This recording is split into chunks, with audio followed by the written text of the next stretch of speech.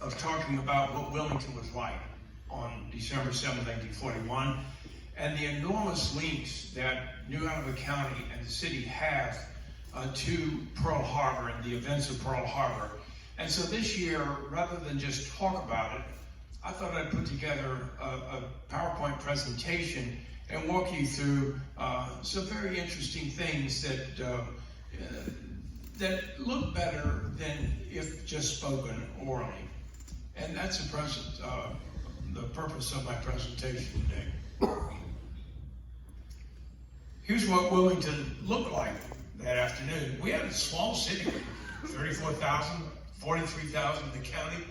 And I even know what the weather was like. It is sort of like today. It's a beautiful day, cool in the 50s.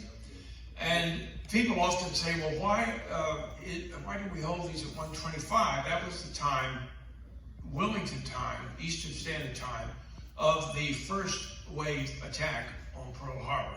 It was 5.5 hours different. But to me, the most marvelous, miraculous thing that happened here on December 7th was the fact that the Wilmington Sunday Star News published not only its first edition, but 2 extra editions that day. Newspapers don't operate like that today, but this was at a time before the internet. I could not believe it, and I was very fortunate that my mother collected all of the newspapers during the war, and including those 3. And here's what the first edition of the Star. Can you all see? Would you want to move your chairs out? Bud, can you see this okay? Oh, okay. All right. The first edition was all about the launching of the first ship at the Wilmington shipyard on December the 6th. It was called the SS Zebulon B. Vance. And there's a picture of it sliding down into the Cape Fear River. And the shipyard was where the state port is today, using the same acreage, the same footage along the Cape Fear River, but certainly expanded.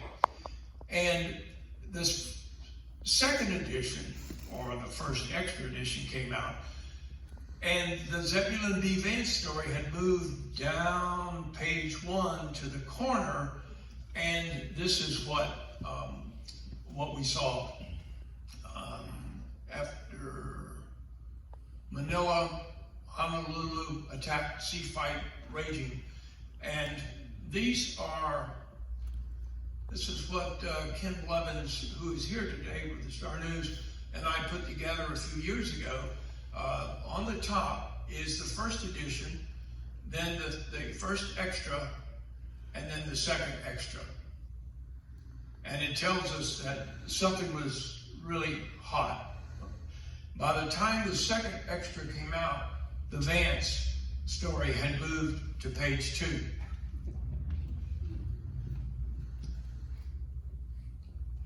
This is the bomb splash that I'm referring to. This is Battleship Row. And we'll take a look at what Battleship Row was like, because believe it or not, Wilmington had sailors on all of the battleships on Battleship Row except one. And Bud's ship, the Pennsylvania, would be over here, relatively speaking. Now, I'm sure that all of you recognize this young man here. And believe it or not, I decided later on I'd rather join the Navy than join the Army, but I got off to a good start. I'm going to read from one of my books. On the cool Sunday afternoon of December 7th, 1941, I stayed inside to play alone in the sun parlor. Here on the largest radio set in the house, we could get only a few stations. I tuned into our local WMFD and half-heartedly listened to the Redskins professional football game from Washington.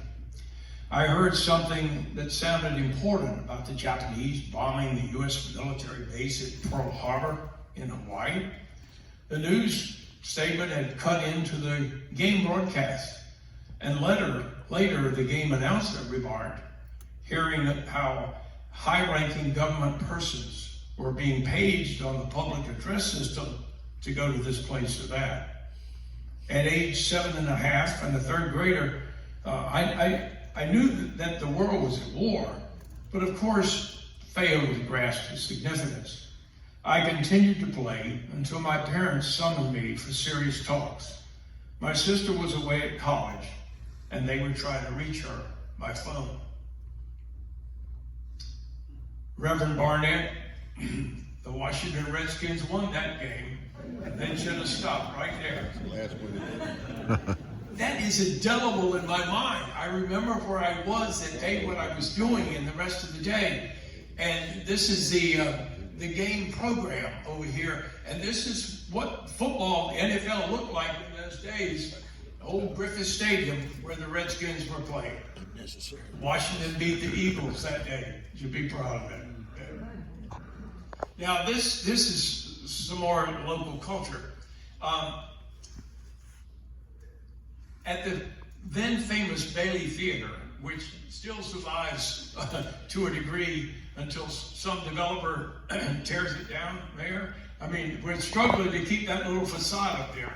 You'd be glad to know that my brother bought that, so he's going to try to preserve it. So that's a good thing. Oh, good.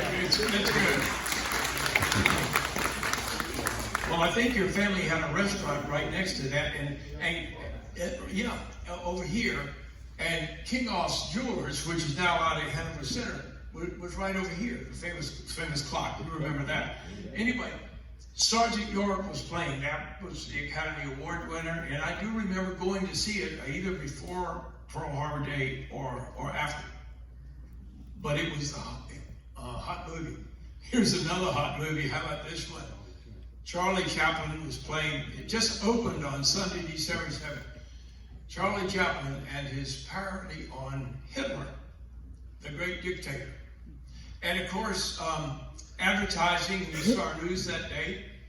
And thanks to John Meyer for the work he did with me. And you see this on the way out.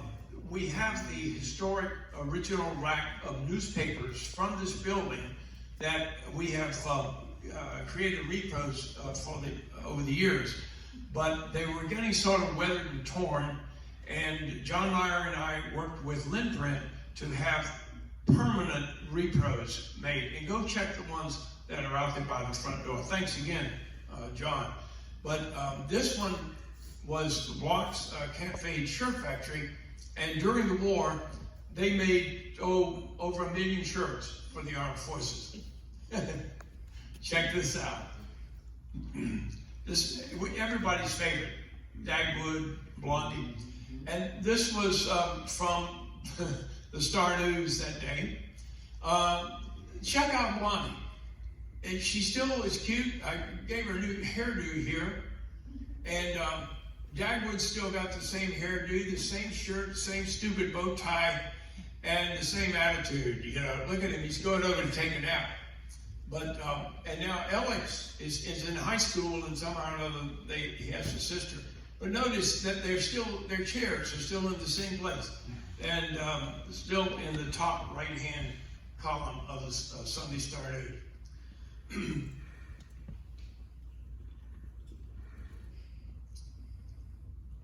I found that at least 26 people from the Wilmington area were living in or stationed in around Pearl Harbor on December 7th. And sadly, 3 Wilmington sailors were killed in action, and we'll show their activity here in just a second. But my late wife, Carol Robbins Jones, was age 7 and witnessed the second attack on Pearl Harbor. She was living on Waikiki there in Honolulu. And her father was the executive officer of the destroyer Shaw that blew up in dry dock. Unfortunately, he was not injured, and we'll look at that next. But here is Carol. Her mother was a professional photographer and took pictures of the aftermath. She was commissioned by Associated Press, the Army and the Navy, and other news sources to shoot photographs of the aftermath. And this is one of her most popular ones. There's Carol with the bow ribbon reading the famous, that's an iconic newspaper, the Honolulu Star Bulletin. The Wilmington area sailors were on these battleships in the red. Now here's Battleship Row. This is Battleship Row from the California, Oklahoma, West Virginia, Arizona, and Nevada. Wilmington boys were stationed on all of those ships except the Nevada. But the Nevada, as Bud has said, was the only one of the battleships that got underway, and it sailed out toward the entrance to the harbor. And we'll find that the boys on those ships met with quite different circumstances.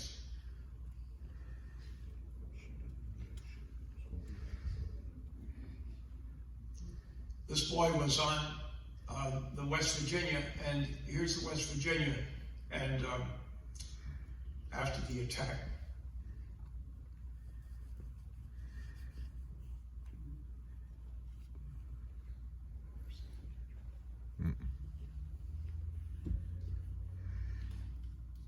Homer Henderson was a regular for many years at our Pearl Harbor commemorations, and he was on the California, and there's the California after the attack. There's Homer. But you remember Homer quite well. I told him what we called it, the California. The prune barge. Today it would be called the avocado barge. This is the most famous Pearl Harbor picture of the battleship Arizona exploding, and it has a special meaning to us because, let's see.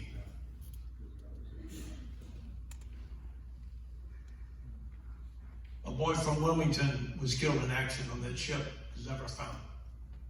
Went down with the ship.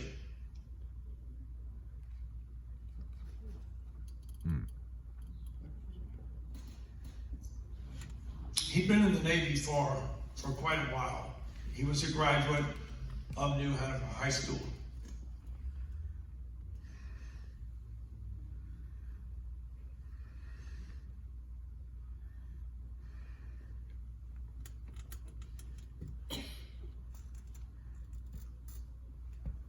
If you've ever been to Pearl Harbor, you've been to the Arizona Memorial.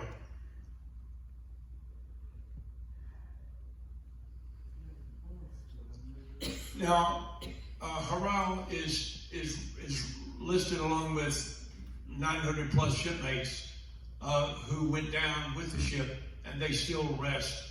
They still are on board.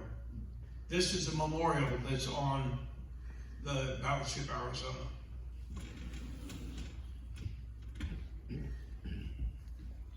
There's Harrell, the fourth one from the top, and how he's listed.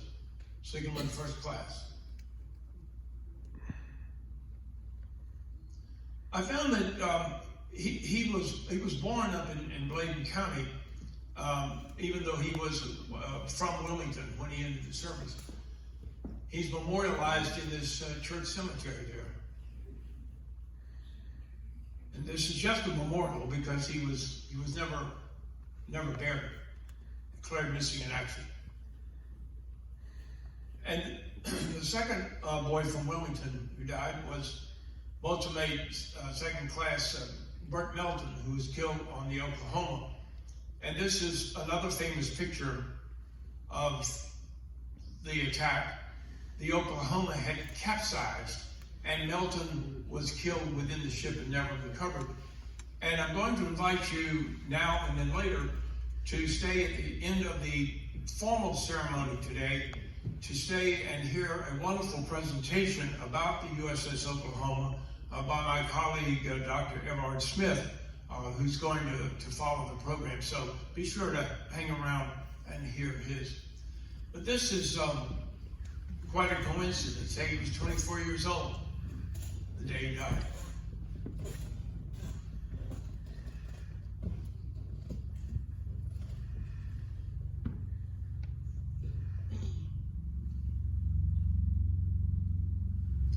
The Oklahoma Memorial was installed about 10 years ago. The last time I was in Pearl was 2011. And it's a very unusual one because right over here on in Pearl Harbor is the battleship Missouri, where the peace treaty was signed on the battleship Missouri. So it's right next door, but it's an unusual memorial, but it is quite unique because you'll see that each one of those little posts represents one of the men who died on the Oklahoma, and there's Herbert Melton in the middle.